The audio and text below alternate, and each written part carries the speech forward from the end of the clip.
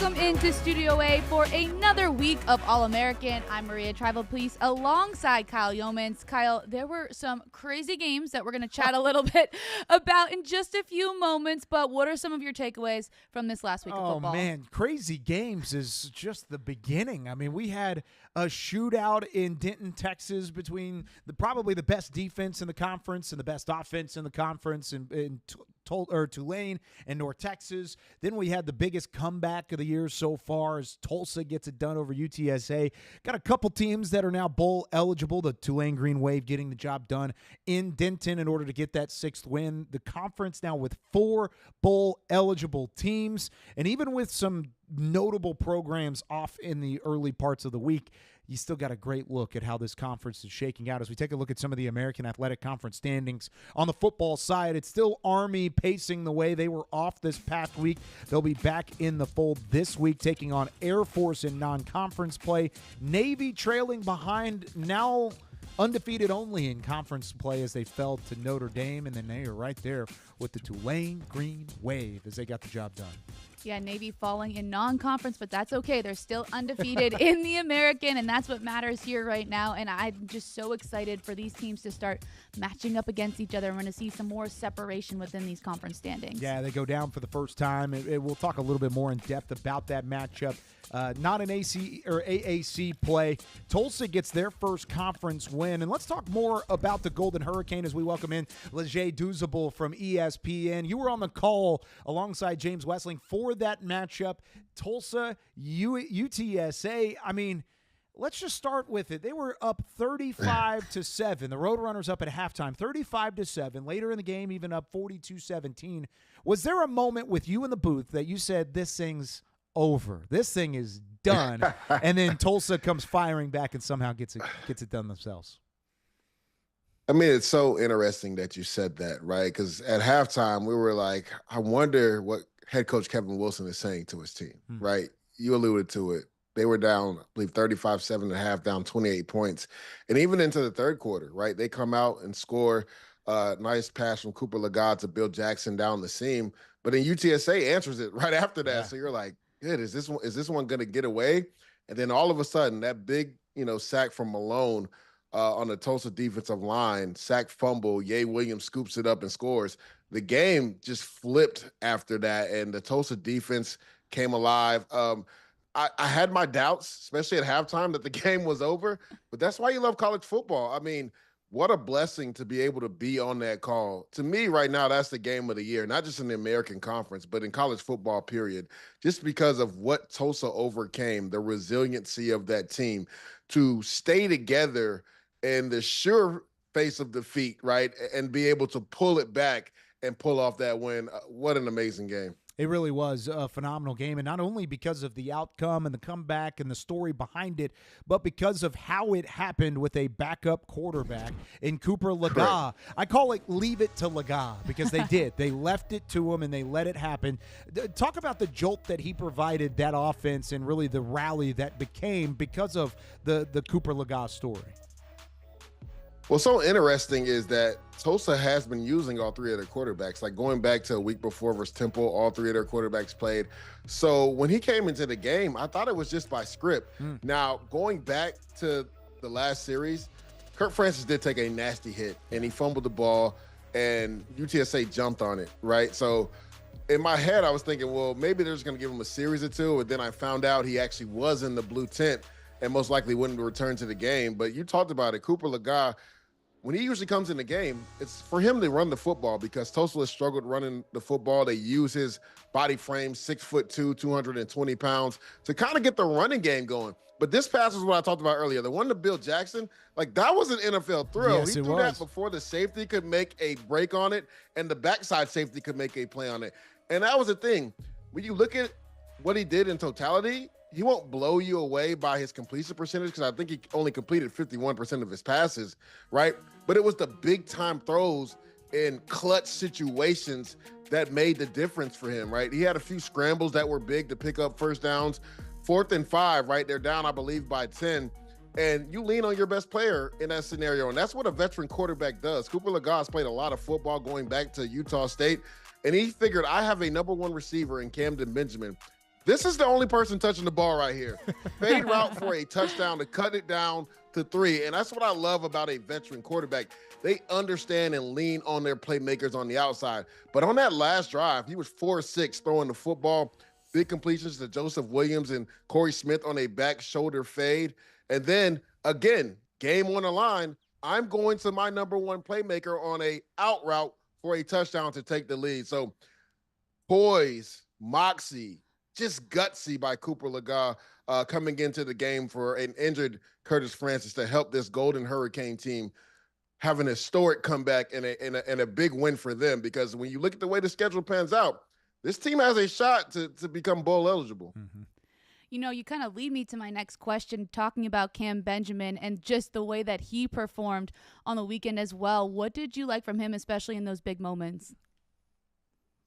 Well, we had meetings on Friday, and I asked offensive coordinator Steve Spurrier Jr., I was like, how do you get Kamdyn Benjamin more involved, right? Because going back to when I called their game versus North Texas, I believe that was 3 weeks ago, he was number 1 in the AAC in receiving yards at that time.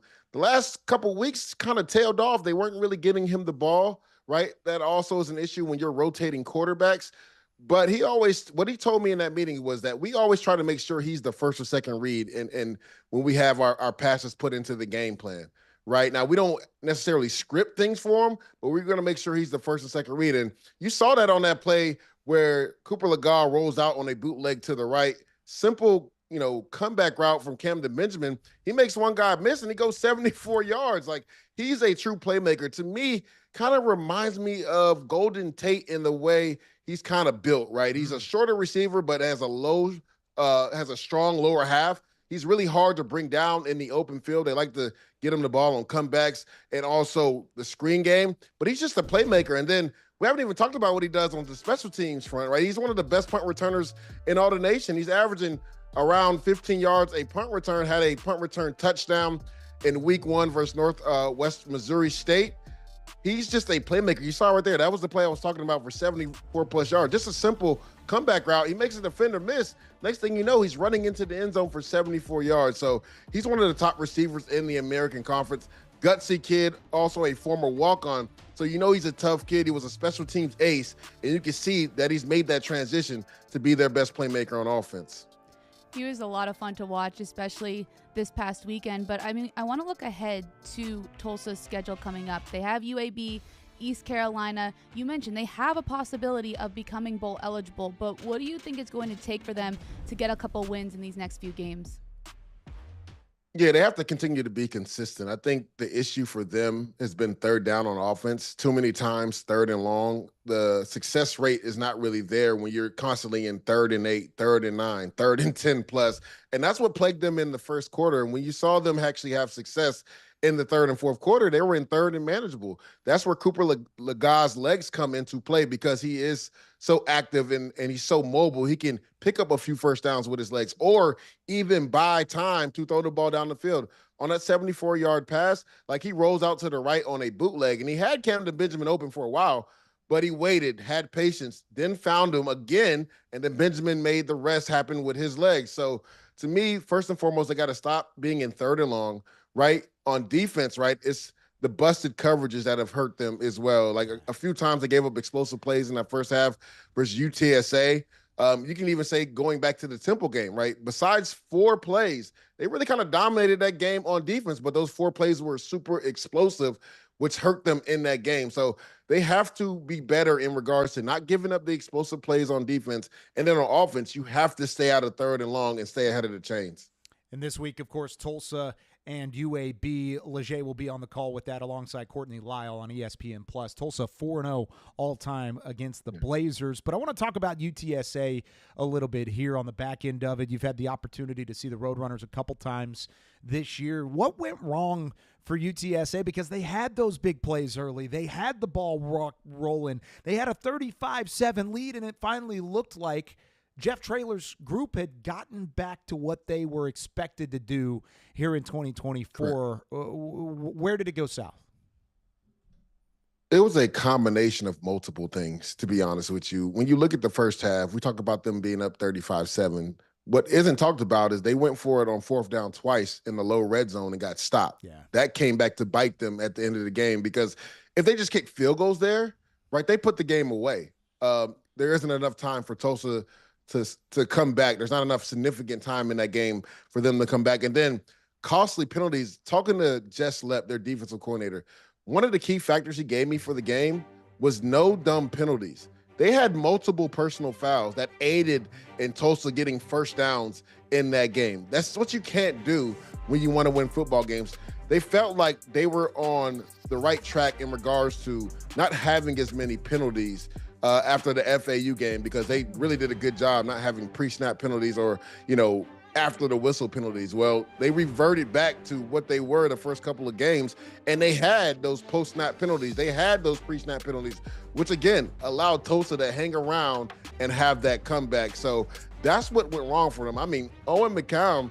had a career day. He had his best day passing in his career, right? He was unstoppable the first half, and I would even say parts of the third quarter, they had no answer for him. But the penalties is what killed them, right?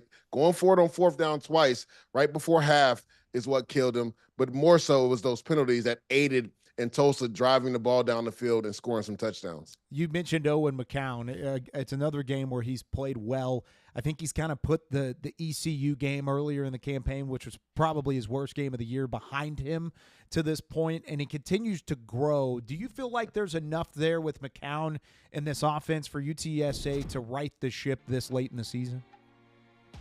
I mean, they put up 45 points, right? So, their offense was cooking. It wasn't the offense fault they lost. Now, again, you would like not to go for it on 4th down. And even when Tulsa scored, there was so much time left on the clock. I'm like, that's too much time for the way Owen McCown's been playing. And sure enough, I believe they hit Houston Thomas on a 28-yard in-breaking route on the first play. And I'm like, here we go again.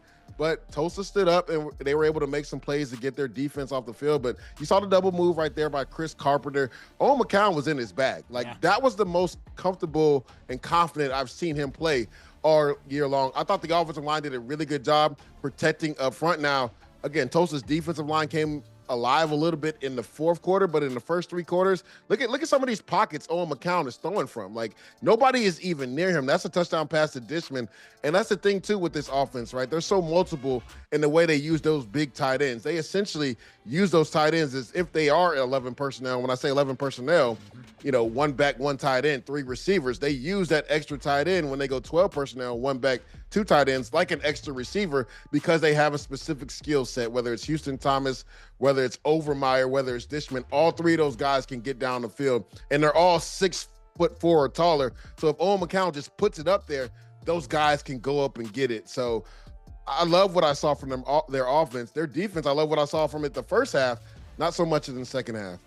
Leger Douzable joining us here on All-American. Leger will be on the call, UAB and Tulsa, 2:30 Eastern, 1:30 Central Time on ESPN Plus alongside Courtney Lyle. Be sure to tune in this weekend. Leger, appreciate you as always. Safe travels, and we'll talk to you again down the line. Appreciate you guys for having me. There he goes. One of the best at what he does and continuing to cover the American Athletic Conference. And Maria, he got to cover one heck of a game. I mean, a 28-point comeback. It's the second largest comeback in Tulsa Golden Hurricane history. And we'll get to talk with Kamdyn Benjamin later in the show. I'm really excited to get him on. And I'm sure he's got some great stories to tell with how that one unfolded. But that wasn't the only great game inside the American Athletic Conference this week. No, we had another one that came down to the wire, Memphis versus Charlotte. Charlotte looked really good this week. I mean, Deshaun Purdy was something that was exciting to watch. Oh, my goodness. This one was not it was not expected to be a close game. I picked Memphis in my weekend pick'ems, and I kind of thought it would be a bigger gap. Not the case. Credit to Charlotte and what they did, keeping it close and fighting back. I was surprised initially how much pressure Seth Hennigan was under. That front 7 from the 49ers pinned their ears back, and they got rolling, putting pressure on the dominant Memphis quarterback. In the beginning, they dominated the line of scrimmage, but it was Mario Anderson that really slowed things down, helped steady the hand of the Memphis Tigers. And even whenever he left the game, they allowed for Makari Bodiford to come in and play well and run the football effectively for Memphis. That was the key to me of slowing it down whenever Charlotte was making their charge in the second half and running the football effectively. Well, that's exactly what I had written down on my notes, too. It's not only just slowing it down, but almost like a reset at halftime. It just looked like a completely different game when both of those teams stepped back onto the field. And I just think that that's ultimately what helped Memphis win. Now, Charlotte did a really good job at that end of the game. They almost scored too quickly on that drive with Purdy. He makes that pass. They did score too quickly. They almost. They did score too quickly. They gave Memphis way too much time to come back and win that game. But, I mean, I think on the Charlotte side, I saw a lot of really good things as well. I mean, we've been talking about Deshaun Purdy.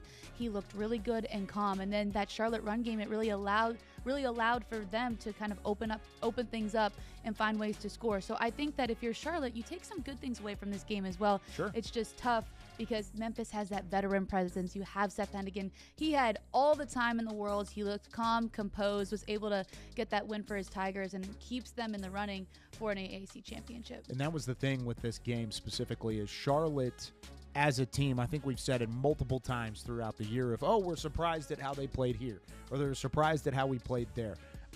When you look at Charlotte as an organization, I mean, the program is still 3-5. You are what your record says you are, but I think we need to stop being surprised when Charlotte makes these games close and continues to play because they've got a good offensive line. Their running game is specific, and I think at times we've doubted the passing attack.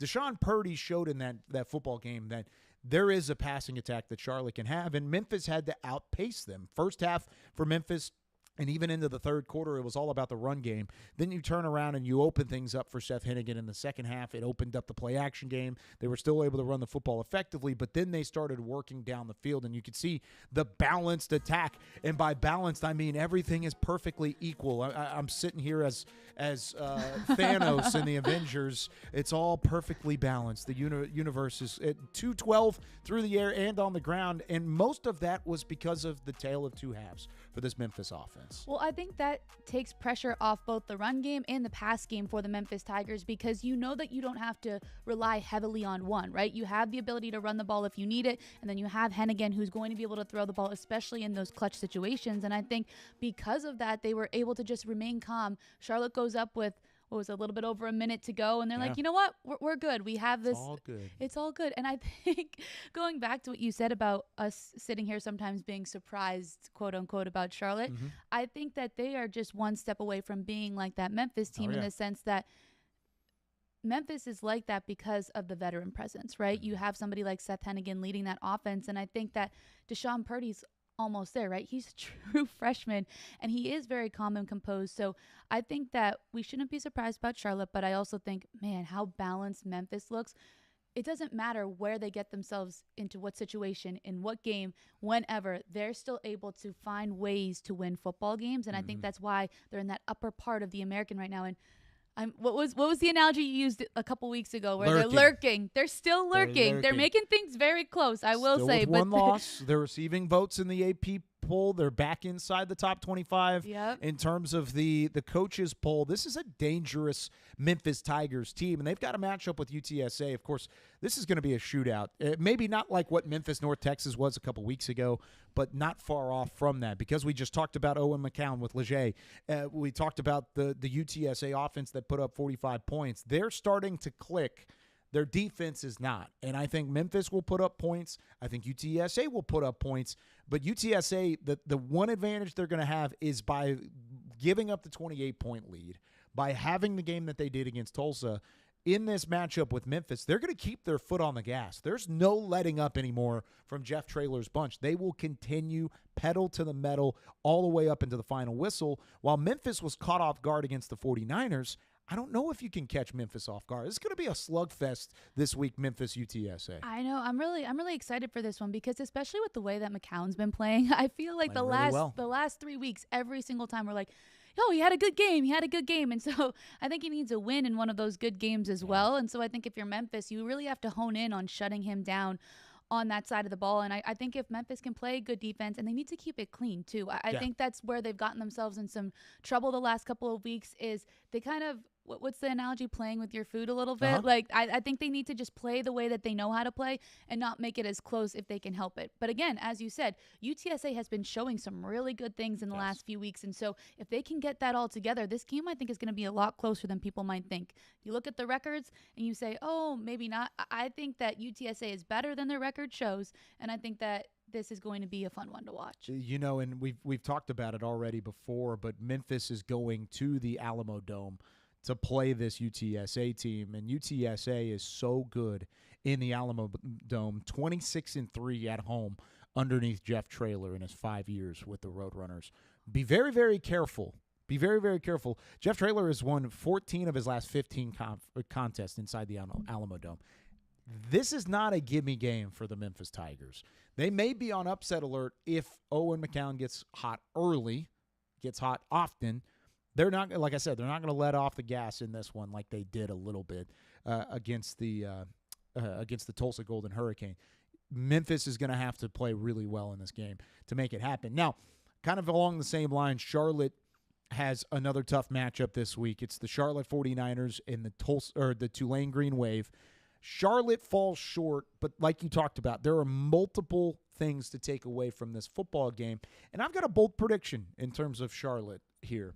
I think they lose this week. That's not the bold prediction. I think they lose to Tulane just because I think Tulane's the best team in the conference, not because Charlotte's a bad football team.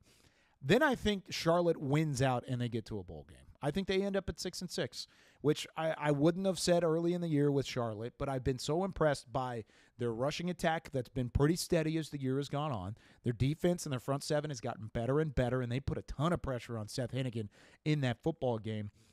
They're going to have a tight matchup against Tulane. I think Tulane cannot overlook Charlotte, but I think they lose this week, and then they play South Florida, Florida Atlantic, UAB.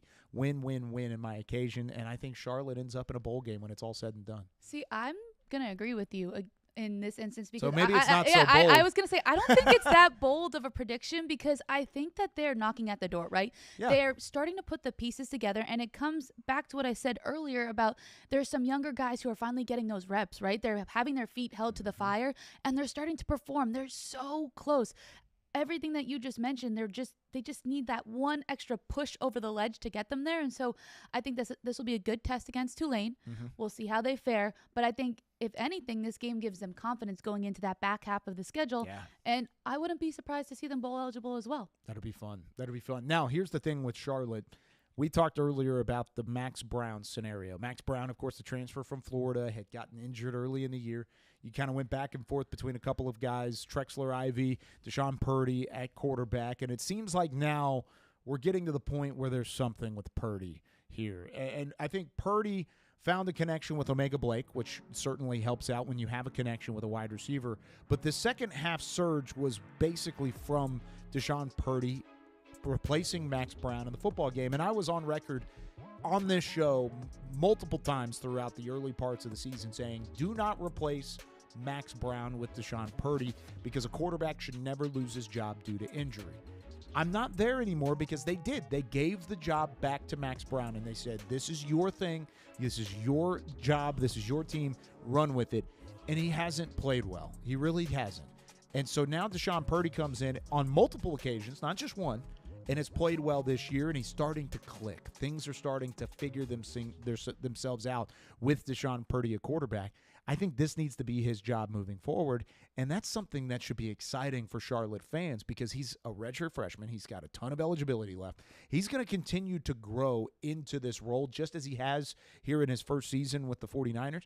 I think there's ways for this team to get better and better with him at the helm, and that's how they get back to that bowl eligibility mark is by letting him take the reins, deciding, hey, he's the guy. Nothing against Max Brown, but he had his shot. He had his opportunity, and now I think it's Purdy's team moving forward. Well, I'll add one more thing to that as well. I just like the way that his team plays when he's on the field. They just seem to rally around him. You talked a little bit about that chemistry as well, but the way that he's able to construct drives and just kind of push his team forward, I think that speaks a lot to the way that they respond to him. And I think if you have somebody that young being able to lead like that, it can only go up from here. And so I think the more reps that he gets, I mean, when he comes into a game, there's a noticeable difference, right? When he's not in the game, there's a noticeable difference. And so I'm excited to see where it goes, not only against Tulane in this upcoming game, but the rest of the season and the rest of his career. Deshaun Purdy, by the way, not a redshirt freshman, but a freshman. This is his first True year freshman. overall, true freshman. Right. I said redshirt earlier. I meant to say true freshman in his first year with the 49ers.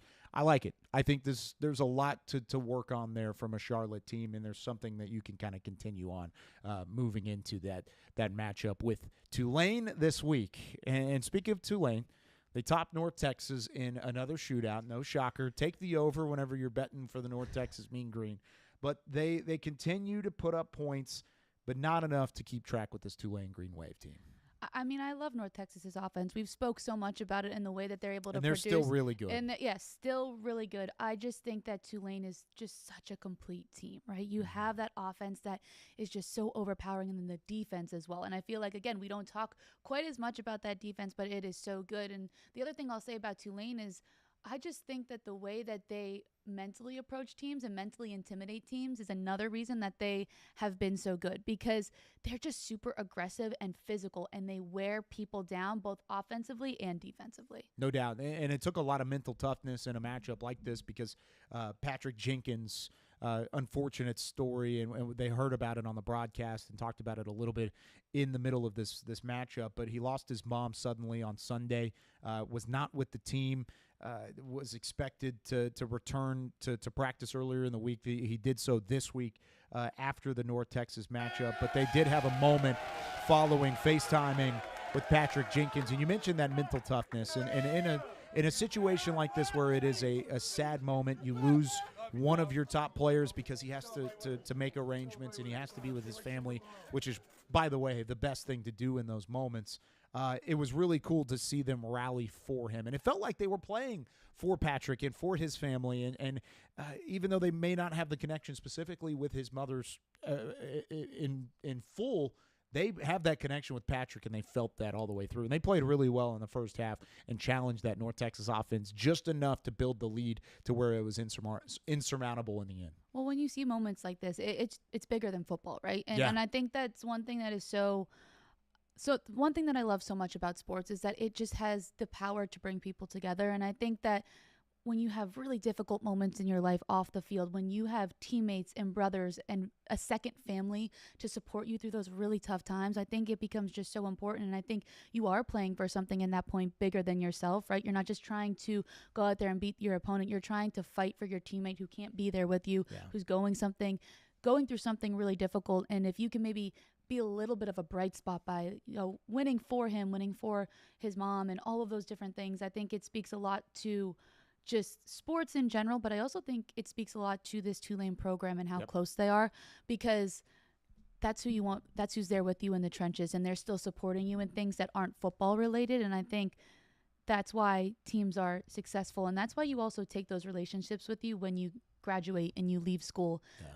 Your teammates are friends for the rest of your life. Yeah, and you can see the excitement in that video. I thought it was a special moment, and our prayers and thoughts are with, of course, Patrick Jenkins and his entire family after that passing. But you could tell there was a little extra emphasis in a game like this. And we talked about North Texas offensively. They're going to test some of the top teams in the conference, and they continue to do so. One of the problems with the Mean Green is they cannot stop the run right now, and it doesn't really matter who's running the football, especially when it's a guy like Mekhi Hughes. And I've also been outspoken on this show. I think he's one of the top running backs in the country. They finish up as a team with 297 yards on the ground, nearly 300 yards rushing. We're talking Army Black Knights sort of rushing yardage as the top team in the country. And this is why I think Hughes is one of the best in the American Athletic.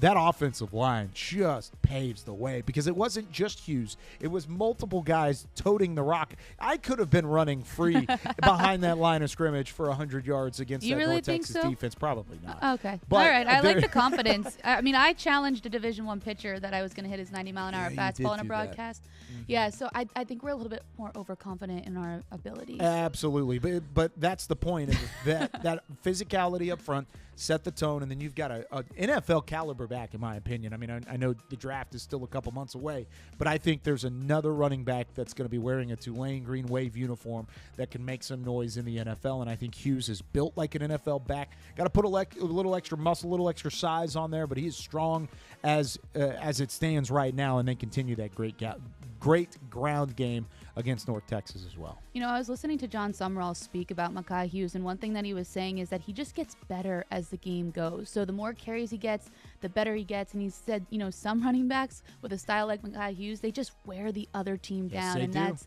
what makes him so good. And when you have somebody like that, just able to run the football, in addition to the defense that we already talked about, in addition to all the other points of emphasis that Tulane has and the great things that they do both offensively and defensively, when you have a guy like Mekhi Hughes, you give yourself a good chance to win football games. Yes, you do. And that defense is really good. They're playing Charlotte this week. We just talked about that matchup a little bit. Both teams like to run the ball. Both teams have a passing game now, especially if Deshaun Purdy is the starter for the 49ers. I expect whoever has the better day defensively, slowing down the run, is going to end up winning that football game. And I still think Tulane's defense is one of the best overall.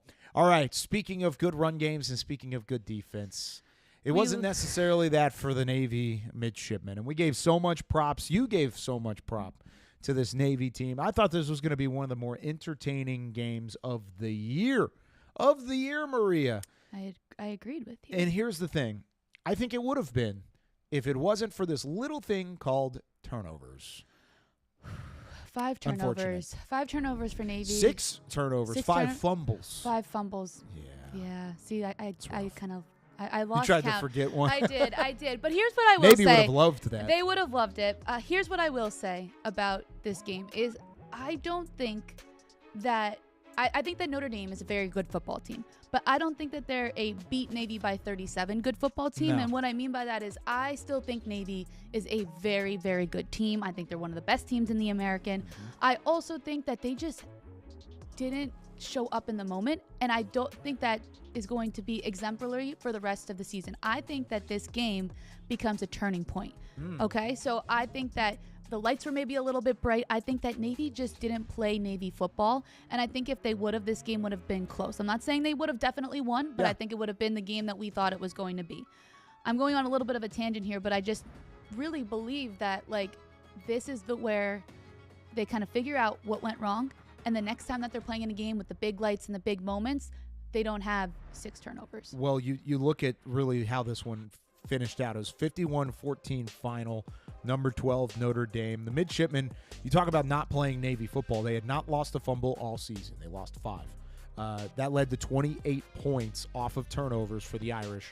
If you take those 28 points off the board, and let's say they eradicate the 5 fumbles, they eradicate the turnovers in general, then even without adding points for the Navy offense, that's 23-14. It's a completely different football game. Right. So 51-14 was the final. It would have been 23-14 without the turnovers. And you would think with the offense and the way that the sling tee was effective, and Blake Horvath still put up some decent numbers outside of the turnovers, I think you add a couple scores there, and we're not talking about a 51-14 game. We're talking more so like a upper 20s, low 30s sort of football game, one way or the other, depending on what momentum looks like. So that was the number one thing. 6 turnovers for the Navy midshipmen. That's their most since 2002 in terms of giving the football up. It is not Navy football. Are we going to make excuses for Navy in that moment in that game? Absolutely not. They didn't play well. But they've got a chance, like you said, against Rice, South Florida, Tulane. That's going to be a fun matchup. Rice, South Florida, Tulane over the next 3 weeks going into the bye week. Then they get ECU on the road. Then, of course, that Army matchup, depending on if it's going to be a matchup with Army after the conference championship game, because Navy still has a shot to get into the conference championship game. They're undefeated in AAC play. Exactly, because they have not lost yet in conference play. That Tulane matchup, November 16th, that might be a conference championship play-in game by that point in time. So lots to still look for, and I know this is a team with Brian Newberry as the head coach that's going to say, forget about it. You coughed up the rock. You do not. And honestly, we talked last week about Marcus Freeman and Notre Dame losing sleep in terms of how to slow down the Navy matchup and on the offensive side of the ball. while he was not losing sleep, he was studying. He was up there looking, trying to scheme out ways to make it happen. And he said, you know what? If I can't slow you down, I'm just going to take the football away because then you can't run without the football. That's what happened, and it was just unfortunate that Navy let it happen in a big game like that. Yeah, no. The atmosphere was great. The pregame stuff was awesome. Navy at midfield at MetLife Stadium was cool. They just didn't show up the way that you expected. But again, I think this is my former athlete brain speaking, right? Yeah. Flush it. It's done. It's over with. Have to. You're still undefeated in conference play. You still have a great chance to be competing for an American Conference Championship. I think that you take it, it's done, it's over with. It was uncharacteristic, right? All of the things that you're good at, you didn't do, and that's okay because you still know that you're good at those things. You don't turn the ball over. You have a very good offense that creates a lot of points. And so I think heading now into this weekend against Rice, we're going to see how the midshipmen respond, and I think it's going to be a big telltale sign of how the rest of their season goes. Yeah, and of course, this is a Rice team that is going without Mike Bloomgren as the head coach moving forward, announcing a leadership change. Second straight week we've had a leadership change inside the American Athletic Conference. And some notes on Bloomgren's time: 7 seasons with the Rice Owls, 24-52 overall record. He entered with this pedigree. He entered with this opportunity coming in after spending significant time with Stanford in some of the best offenses in the country whenever Christian McCaffrey was at Stanford, and they were running the football at will. Before that, he was with the New York Jets. But they never really got the offense going the way that I think Rice and the administration at Rice anticipated underneath Bloomgren.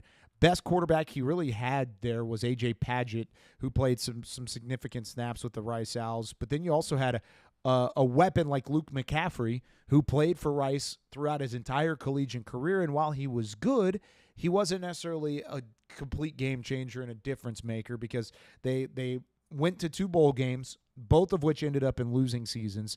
5-7, they lost in their bowl game in 2022. They were 6-6 last year, lost in the bowl game in 2023, so they were 6-7 overall. So you never really had this calling card season underneath Bloomgren. He's going to land somewhere, and he may be a phenomenal coordinator. We'll see where he ends up going, and of course our well wishes to Bloomgren as he moves on to his next part of his coaching career. But they just struggled too much in terms of offense, defense, and putting it all together, both whenever they were with Conference USA and then making the move to the American.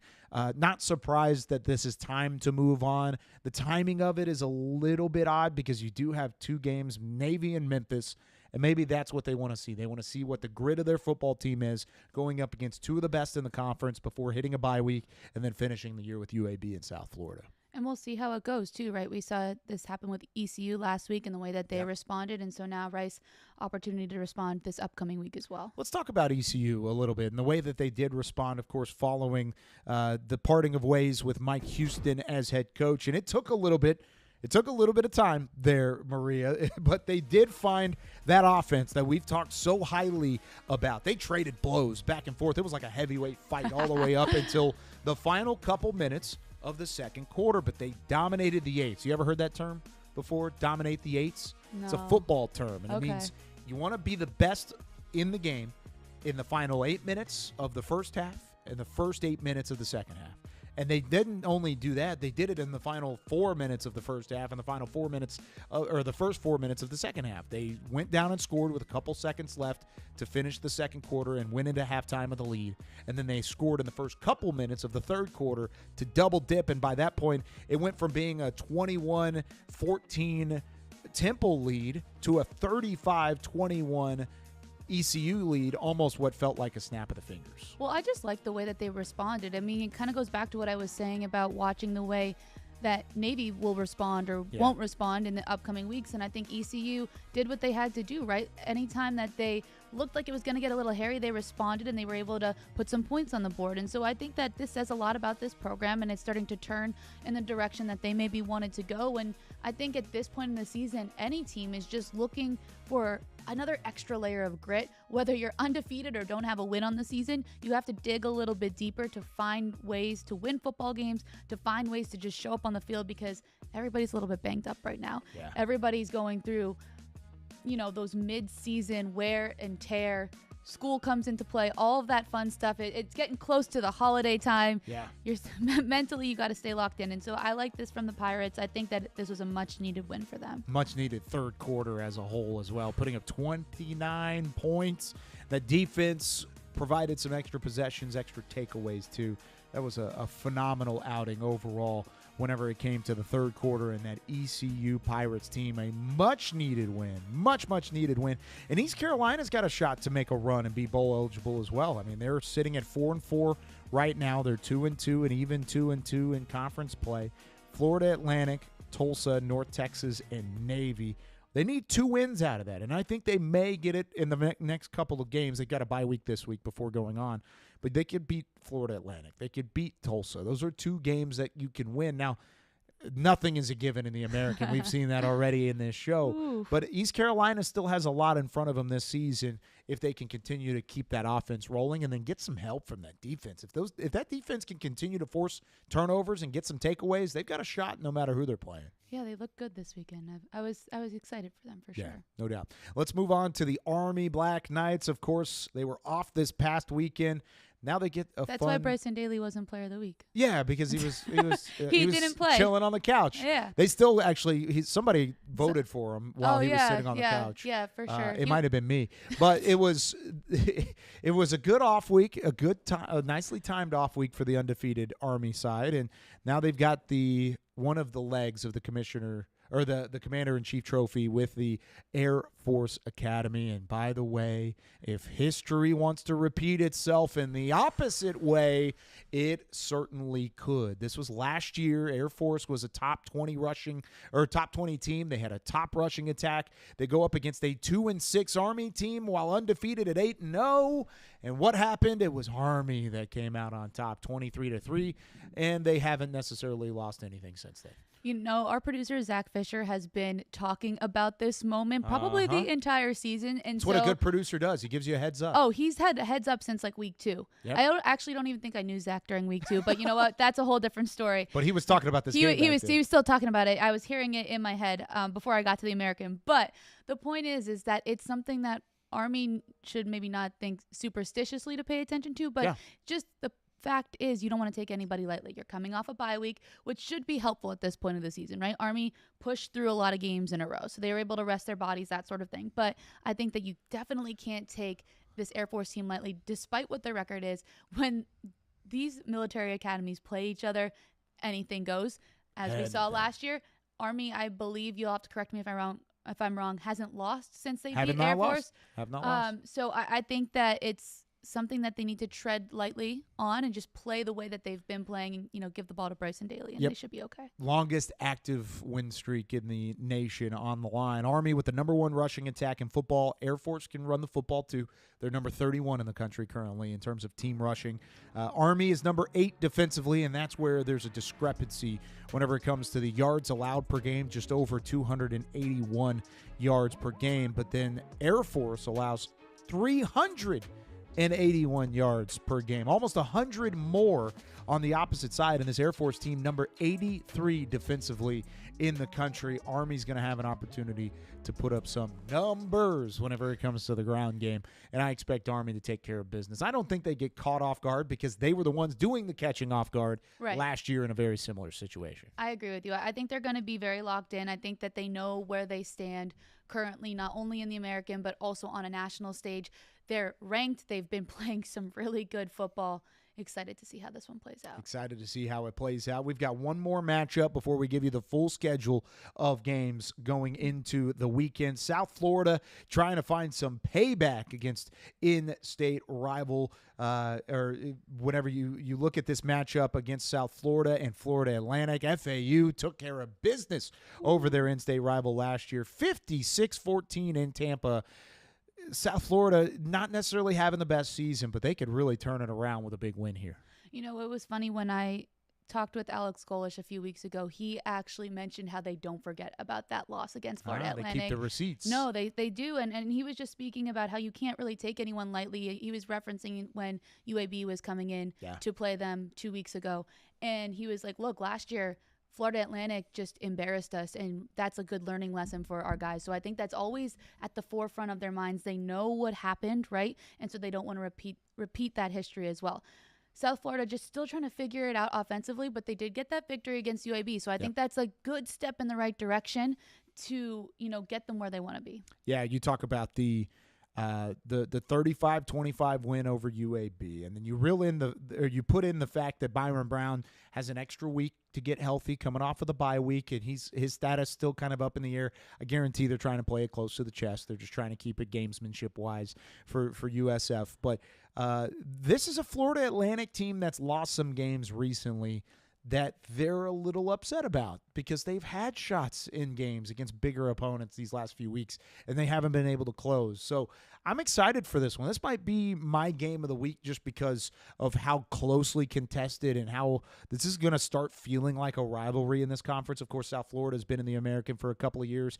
FAU only in year number 2 with the league. This is going to continue to grow into a rivalry down in the Sunshine State, and I'm excited to see it continue to grow as the years go on. Yeah, I mean, you love a good in-state rivalry. We love it within conference play as well. That even makes better. Even better. I mean, maybe we'll have some petty tweets next week. Sweet. I would like love it. that. That sounds fun. But before we see the petty tweets, we're going to have to take a look at the schedule for this upcoming week because we have some teams in action and ones that you're going to want to pay attention to. Yeah, these are all great games. We previewed a couple of these. ECU, North Texas, Temple are the teams that are off this week. These are the teams that are in action. We just talked about South Florida and Florida Atlantic. Be sure to pay attention to that one on the right side of the screen. That one's going to be a fun one. What other game on this list are you looking at? Oh, Tulane and Charlotte, I know we talked about it. I mean, I'm just excited about all of them because I know that's such a generic answer. That's like coach speak when you ask me which one is the most exciting. All of them. But I think it's the point of the season where literally anything can happen. And so I just want to be tuned in. I want to be surprised like I was this last weekend where I, went into halftime of a game and thinking one team was going to win, and I come out seeing a completely different score. And I think that's what makes college football so much fun. You heard Leger say it. And so tune into all of the American games this week. That's a good one to talk about. And, of course, we've got one of the heroes. We mentioned it earlier. Tulsa trying to keep that momentum rocking. And one of the guys that gave them the momentum is joining us now. Leger back to pass. Has a man open. It's caught. It's a touchdown.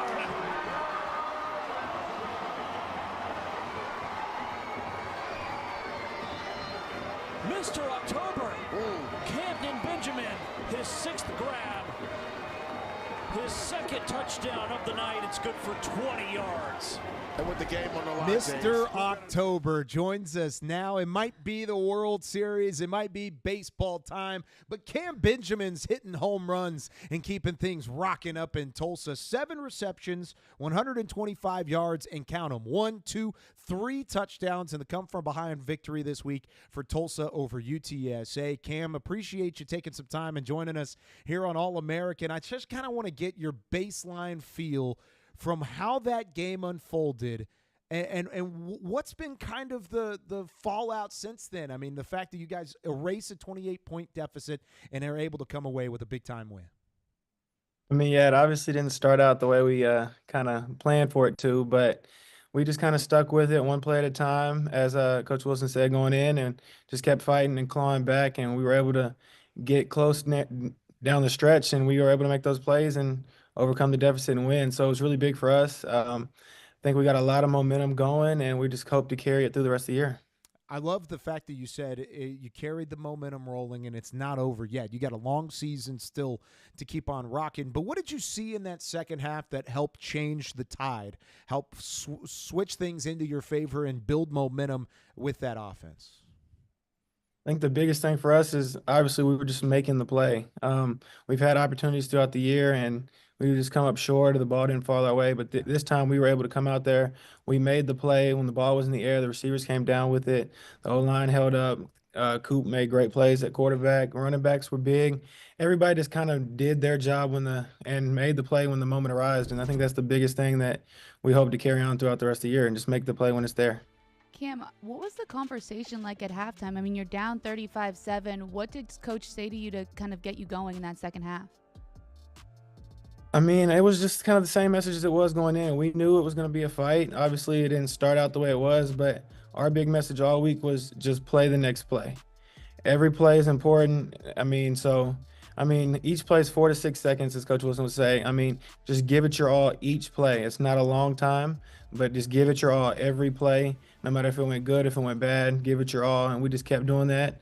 And those plays started to stack up, and we were able to make something of it. You had 3 touchdowns in this game, and that last one was pretty big, I would say. So can you walk me through what you were seeing on that final play? We were down there close, and I saw the play come in, and I knew it was coming to me, so I was just trying to do my best to get open and give us a shot. I liked the situation we were in. I've ran that a million times throughout practice, so I know what to do and I know how to make it work. So I'm just glad it went our way and we were able to get the win.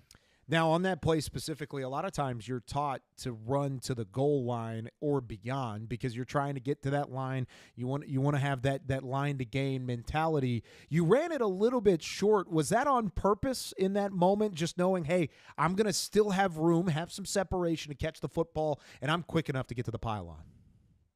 Yeah, with that one, I know Coop's job is they tell him to throw it right at the front pylon. So that was my aiming point. I was just running for the front pylon. He put the ball right where it was supposed to be, and I was able to do the easy part and catch the ball. So, it worked out just as we drew it up, and it's nice to see. No doubt. It was nice to see. Now, you mentioned Cooper Leger and what he was able to do in that second half. It's not always easy on a quarterback coming in and taking over midway through a game after Kirk Francis started the game. He's kind of been the guy on and off the last couple of years, but speak to what it does from a receiver standpoint, because as tough as it is on a quarterback, as a receiver, you have to make adjustments with a new guy throwing you the football. What adjustments did you have to make in order to be successful with Leger at quarterback? I think we do a good job just in general, the coaching staff and the players as a whole.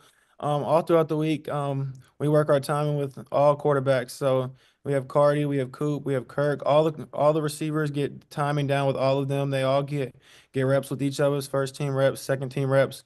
We do a great job of rotating throughout practice and kind of just the flow of a game just in practice. So when situations like this arise, we're ready for them, and it's nothing that we haven't seen before or that we haven't practiced. So, I think that's great on our part, or our coaching's part, of having us in this position where we were ready and able to just execute when it happened. Cam, I saw an interview that you did, and you said that you just thought it was the belief that you can always do it. You and your team just always figure out a way to have success. When it was getting into those later moments and you were pushing for that comeback, when did you realize, oh my goodness, yes, we can actually win this game?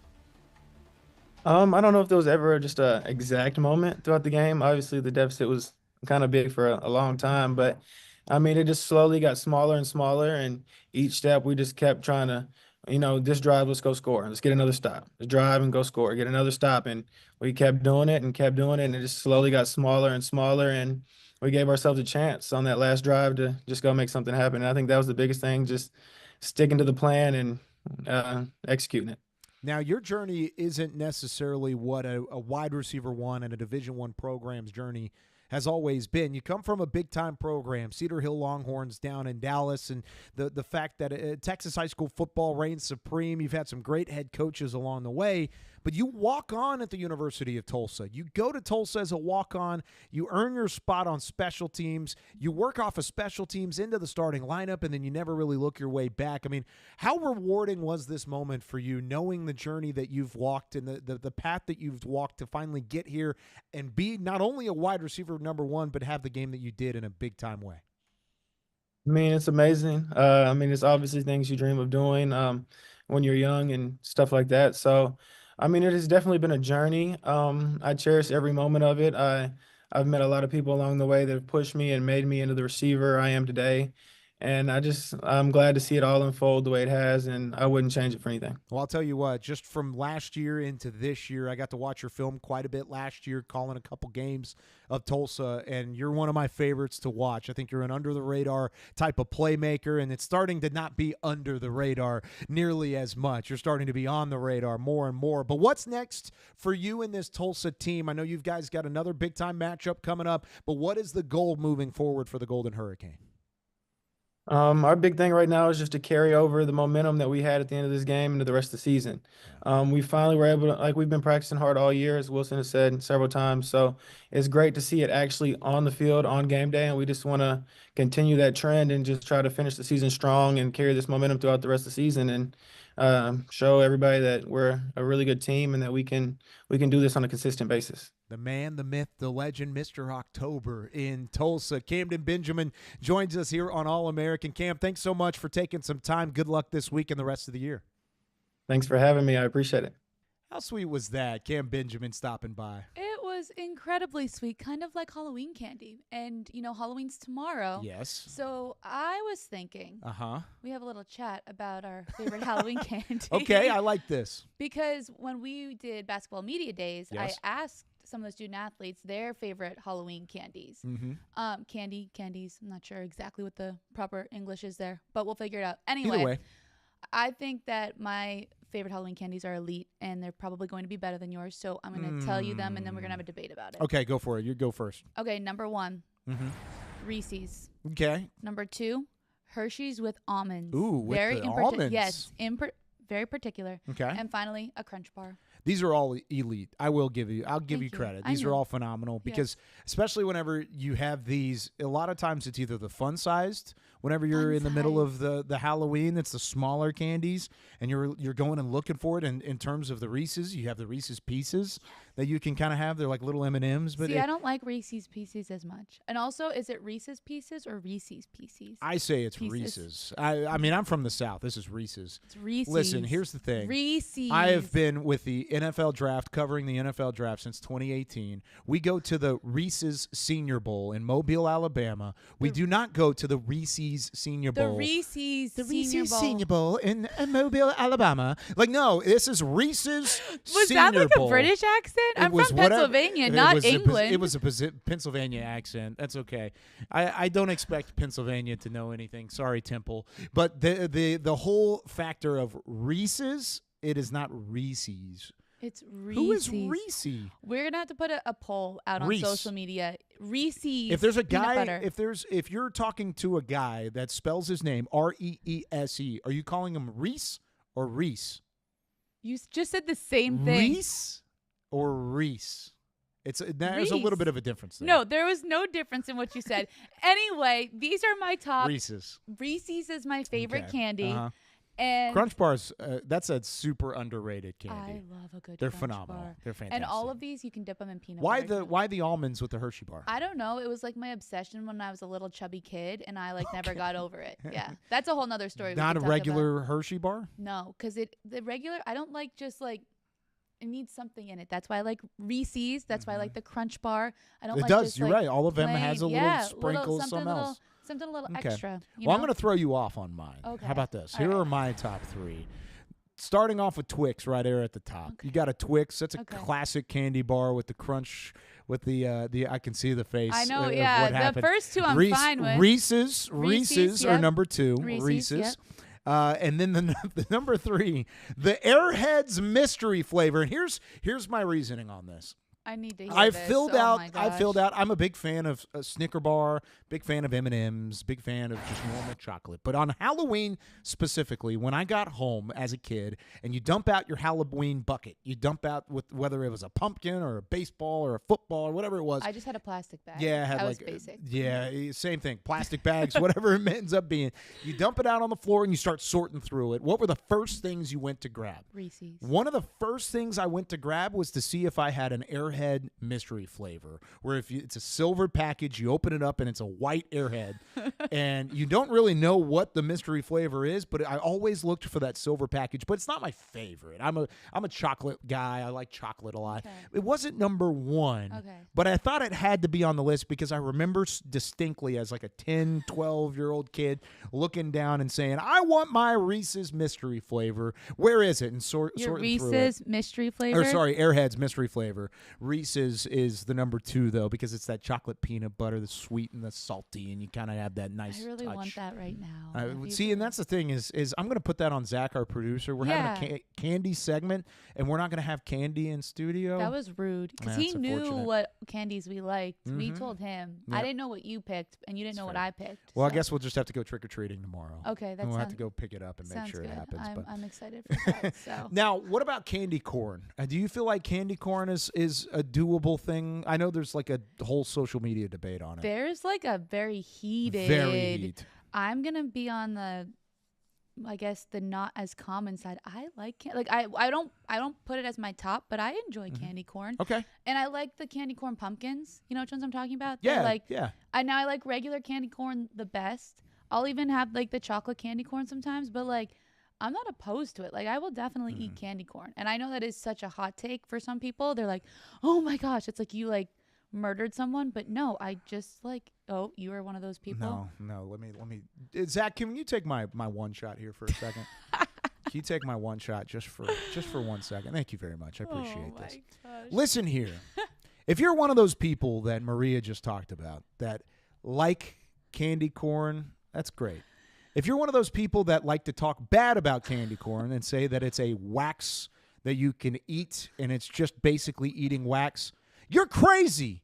Candy corn is delicious. Candy corn is fantastic. And I resent every one of you who hate candy corn and speak so openly about hating candy corn.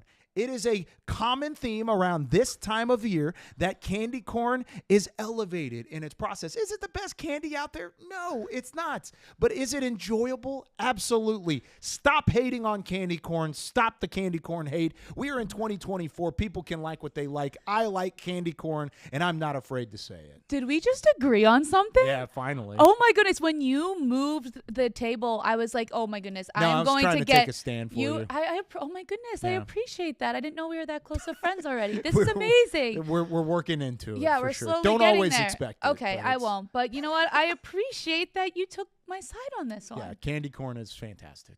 It's not the best. Yeah. And it's not supposed to be the best. If it was supposed to be the best, they would like drizzle in chocolate and they do all these different things to it. No, candy corn is just a simplistic, traditional candy corn. And yet it's been around for a long time, and for a long time for a reason. It's good. Thank you, candy corn, for your services.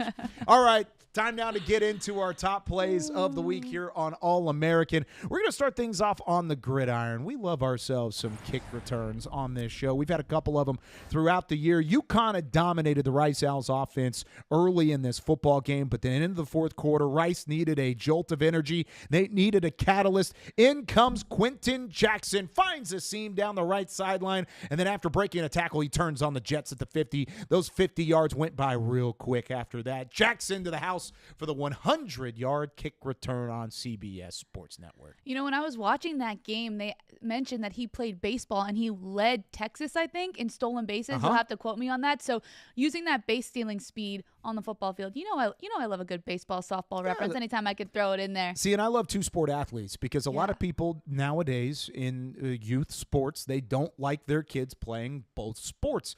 I think being a dual sport athlete, and I can tell you from all the pro scouts and the people that are higher up and looking to add people to their franchise or whatever organization they're a part of, they love seeing multi-sport athletes. Quentin Jackson, good on you for taking this 100 yards to the house, making things happen for the Rice Owls. So multi-sport athletes, and then our next top play has to do with an endurance sport athlete. And yes, I am counting tennis as an endurance sport because if you have ever seen a tennis match, oh my goodness, including this one, it went almost 3 hours, Kyle. Divna Rakovic of Rice walks away as the women's singles champion. That's a mouthful for sure. And her entire performance was just amazing. She was exhausted when she came off, but she goes away an American Conference champion. Well-deserved, Divna. Some of those tennis rallies where it's just back and forth and back and forth, and the fact that you have to go literal, sometimes hours on end going back and forth. This wasn't necessarily an hour long, but it was a heated battle all the way through. Congratulations. That's awesome, and it's definitely worthy of a top play here on All-American. Moving in to number 3, we love ourselves some record-breaking touchdowns, but what about a record-breaking game-winning touchdown from Seth Hennigan? His 91st touchdown pass of his illustrious Memphis career goes for a game winner in the final seconds against Charlotte at home. The 49ers gave Memphis everything and more in this football game. Had a chance to win it late. No, they didn't. They have Seth Hennigan on the Memphis sideline, and he puts an absolute dot into the back of the end zone. Caught for the touchdown, number 91 of his career, and this would, of course, ends up in a big fat W for the Memphis Tigers. Game-winning, record-setting, so many adjectives to describe that play right there, and that's why it's on our top plays. We're going to move from the football field, though, over to the soccer pitch. Some North Texas women's soccer. I know you're a big North Texas fan, Kyle, but how about this save right here from Hicks Bishop? Look at the elevation on that. Oh, my goodness, I was fired up when I was watching that on social media. Well, and this is, of course, a Memphis Tigers team that's ranked inside the top 20 in the women's soccer poll. Hicks Bishop is a freshman, one of the top goalkeepers, actually the number 3 goalkeeper in the recruiting class last year. John Hedlund goes out and gets her. Maddie Ogden has been the goalkeeper for North Texas all year long. Transfer from Colorado State. She's been tremendous. She's been on our top 5 plays before on All-American. Bishop has been inserted in goal these last couple of weeks, and you can already see why she's one of the top goalkeepers in the country. Credit to John Hedlund for making the switch, and they ended up in a draw in this game against one of the top teams in the country. Yeah, great performance from North Texas, and I just really love the competitiveness from both teams, and again, deserving of a top play. Very deserving, but we've got ourselves a drive on top plays to cap things off. 90 yards to go, 2-minute drill, and Tulsa trying to complete a 28-point come-from-behind victory against UTSA. How did they cap it off? They cap it off by leaving it to Leger in the end zone. He finds Kamdyn Benjamin on the front pylon. Touchdown, Golden Hurricane, and they win it 46-45. They didn't even need the 2-minute drill. They needed just 1 minute to go 90 yards down the field and score yet again. The backup quarterback, Cooper Leger, gets the job done. I absolutely love it from the Tulsa Golden Hurricane. Devastating for UTSA. Jeff Traylor's bunch has a lot going on, but that Hurricane deserved the win in the way that they came from behind and did not give up. Once down 42-17 in that football game, no problem. You couldn't write a better sports movie right there with that script. The backup quarterback coming in, 92-yard drive to end it, battling back from being down 35-7 at the half. Oh my goodness, that was a lot of fun to watch. Unbelievable from the Tulsa Golden Hurricanes. Second largest come from behind victory in school history, and it was an entertaining one to watch. So much fun this week here on All-American. But before we go, this has been an All-American with some heavy hearts because, of course, at the University of South Florida, we saw the passing of Amir-Abdur Rahim, the head coach of men's basketball for the Bulls. And not only was he an incredible basketball coach, Maria, but he was an incredible man, gone far too soon. And really a sad day, sad year, sad story all the way through with Abdur Rahim. And I've got a story I'll share here in a moment. But first,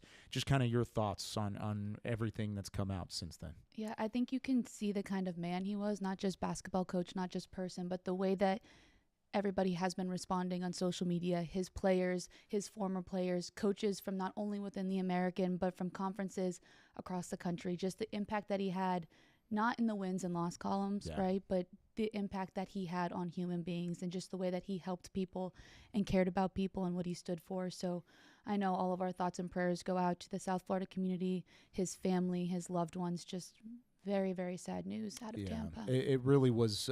It was a shocker whenever it happened, and I've gotten to know the Abdur Rahim family the last couple of years. Sharif, his brother, he's actually, by the way, they're one of 13 siblings. They have 13 siblings within their family. His brother Sharif, who of course played pro basketball as well, played at Cal, is the president of the G League, and so my wife and I both work for the Texas Legends, and we've kind of gotten to know Sharif a little bit. Well, when Amir-Abdur Rahim started doing games with or coaching for the University of South Florida, I was doing games with ESPN and calling some college basketball.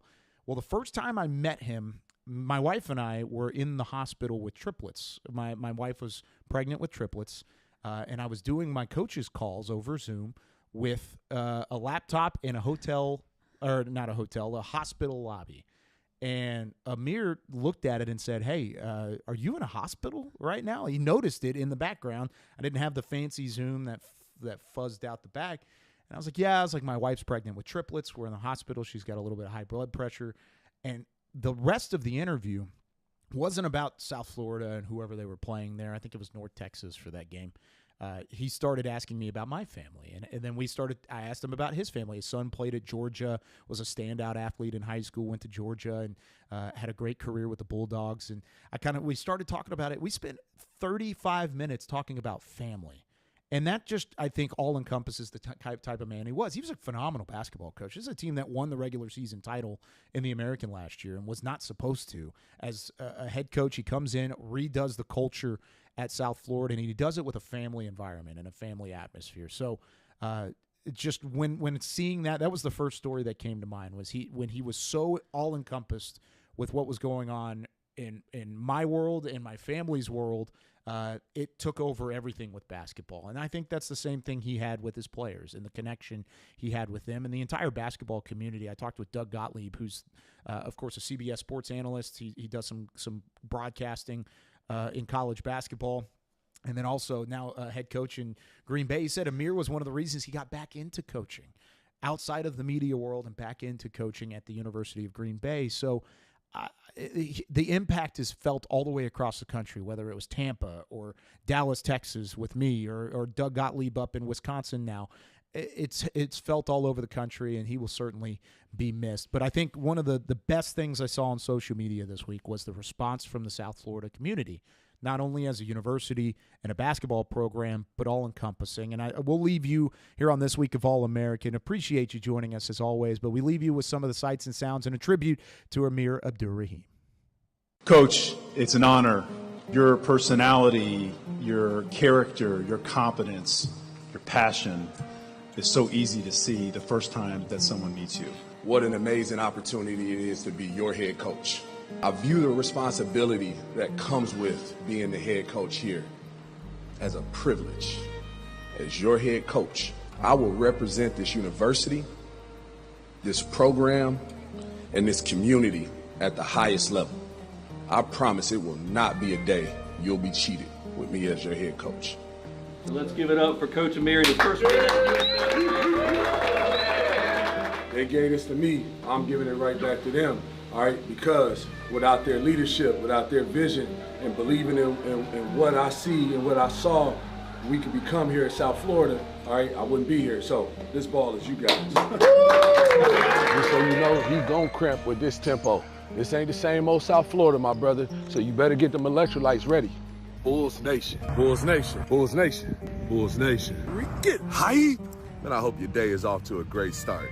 If it's not about what happens, but how you respond. Thank you. Thank you for believing in our vision for USF basketball.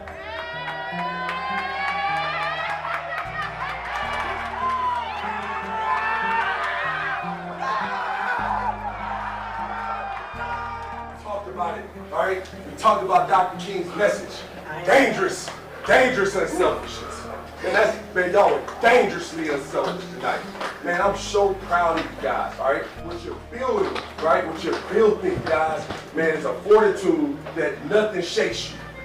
He was the finest human being. He was a great basketball coach, but an even better husband, father, and overall human being. The way he shook your hand and looked you in the eye, that man was all about respect. The way he glowingly spoke about his faith and his family, you knew that this was a guy that was genuine, down to his core.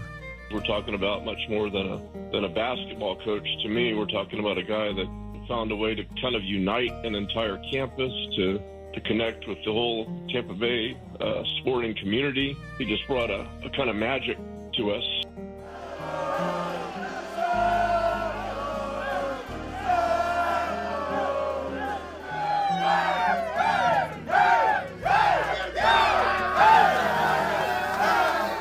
To God be the glory, guys.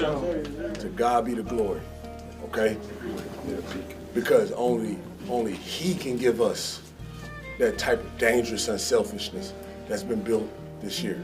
Guys, you history makers, the first time it's ever been done, guys. Ever.